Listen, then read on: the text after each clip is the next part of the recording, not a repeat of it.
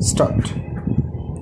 At the present moment, these things take place precedence over the party to which the candidate belongs, which is relegated to the back position. It is the party which should come to the forefront if we follow the system of proportional representation or the list system. It will be the party which will come to the forefront. There are many other malpractices associated with election which come into play during the elections. All these should be eliminated. Therefore, all along, our suggestion has been that there should be proportional system of elections, which has not been accepted. We talk about so many evils of the elections, that is muscle power, money power, and sometimes government using its own power to scuttle the election processes, and at times this process is interrupted. I may here give an instance as to what happened in the recent elections in Tripura. We can understand normal rigging during elections, but this is the latest and the only event in the history of elections in India. A candidate was declared elected by the authorities that he has been so elected that All India Radio broadcasted that man was elected. The election commission agreed that he has been elected. But the next morning, we read in the newspaper that some other person has been elected. Can you imagine this thing? In the Tripura elections, a candidate who had been elected and so announced on the All India Radio and also agreed by the election commission was declared defeated the next morning. The fact is that after the election result was declared, the electoral officer in charge was and threatened not only by the Gondas but by the paramilitary forces.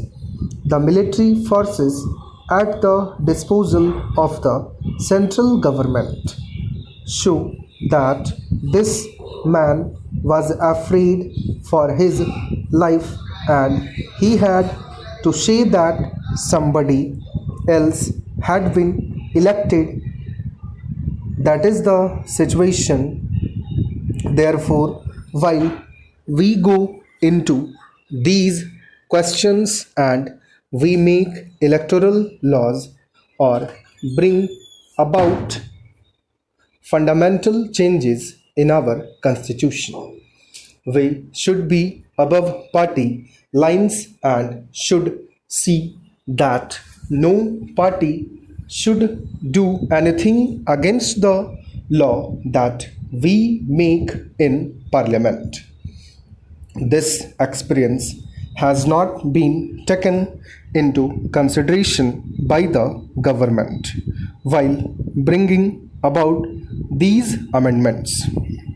It is not enough to say that muscle power or governmental power is misused during elections. We have before us Constitution Amendment Bill lowering the age of to 18 years. That is a good step. It has been said that they were discussing it all along. I do not mind what they had been discussing all along. I agree to this amendment, but with some minor reservations. Mr. Vice Chairman, Sir, I rise to support the Constitution Bill and the representation of the people bill as passed by the Lok Sabha yesterday. I welcome these two bills because their provisions are aimed at creating such qualitative changes in our electoral system as are bound to make elections cleaner and fairer. To sustain democracy in the desired spirit, elections have to be as clean and as fair as possible, and it is on the basis of experiences.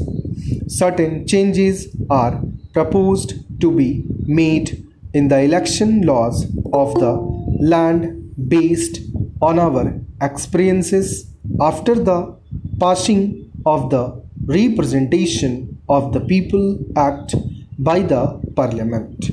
We must not forget, as my friend was just saying, that there has been a lot of talk about such reforms. On the one hand, the opposition parties have been demanding, and on the other, our ruling party. The Congress party has also had its own exercises on the subject, as the minister was telling us. In early 70s, a joint parliamentary committee discussed this problem. And last year, I must tell you, our own party, the Congress Parliamentary Party, had its workshop on this very subject.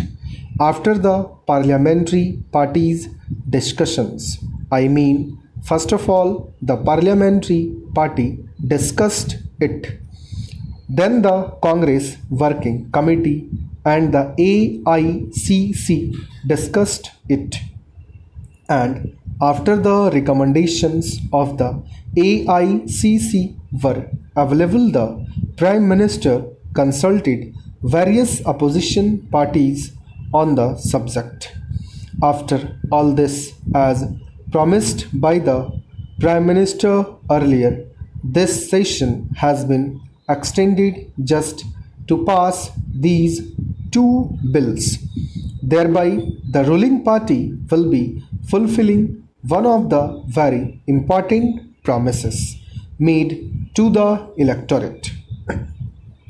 As the 52nd Amendment to the Constitution went a long way in preventing defection amongst political parties, these changes in the election law are also going to have far reaching consequences, and they are bound to make elections much cleaner, and that is the reason why these changes are most welcome. But we must not forget that it is always a continuing process in a democracy. You cannot have an ideal law just today or at any particular time. You have to have experiences, and on the basis of those experiences, you make changes in the law. Just as after 50 years, we are going to make these important changes in the election law. Stop.